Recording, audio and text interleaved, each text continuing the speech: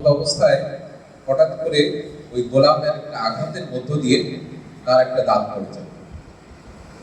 আচ্ছা বলেন তো, মানে কারো আঘাতের মধ্য দিয়ে যদি একজনের দাঁত পড়ে যায়, তার মানে আঘাতের পর্যায়টা তো ওইরকম খুব গুরুতরই ছিল, এবং সেটা যদি হয় কাজের মধ্যে, মেজাজের অবস্থাটা ঠিক কোন পর্যায়ে চলে যায়?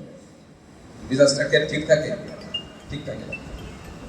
তো স্বাভাবিকভাবে এই হুসাইন রাদিয়াল্লাহু তাআলা মেজাজটাও খুব কড়া হয়ে গেছে।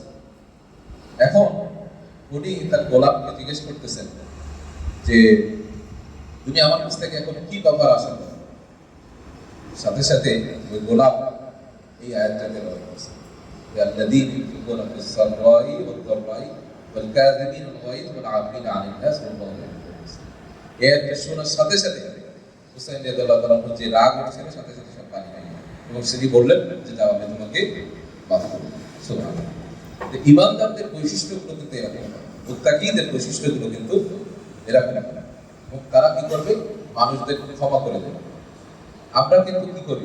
সবাই বলে একটা চড় কেউ মারছে, তাহলে দুইটা কিভাবে মারা যায়, এই তিনটা কিভাবে মারা যায়, এই ধরনের একটা আমাদের ভিতরে সবসময় কাজ করে, তাই না? প্রতিশোধ স্পৃহা আমাদের ভিতরে চলে আসে। কিন্তু এটা আল্লাহ রাব্বুল আলামিন আমাদেরকে যেটা শিখিয়েছেন, যেটা বলছেন, সেটা হচ্ছে মুত্তাকিদের একটা অন্যতম গুণাবলীর ভিতরে যেটা থাকবে সেটা হচ্ছে তারা মানুষদেরকে ক্ষমা করে দেয়। সব অবস্থায় তারা মানুষকে ক্ষমা করে দেওয়ার চেষ্টা করে। সম্মানিত উপস্থিতি, আমাদের মাঝে সম্মানিত মেহমান চলে আসছেন, আমি আর কথা বাড়াতে চাই না। রমাদানের সিয়াম পালন করার মধ্য দিয়ে আল্লাহ রাব্বুল আলামিন যেটা বলছেন যে তোমরা কি করবে, আশা করা যায় তোমরা মুত্তাকি হতে পারবে। সেই মুত্তাকিদের কিছু গুণাবলীর কথা আমি উল্লেখ করার চেষ্টা করেছি।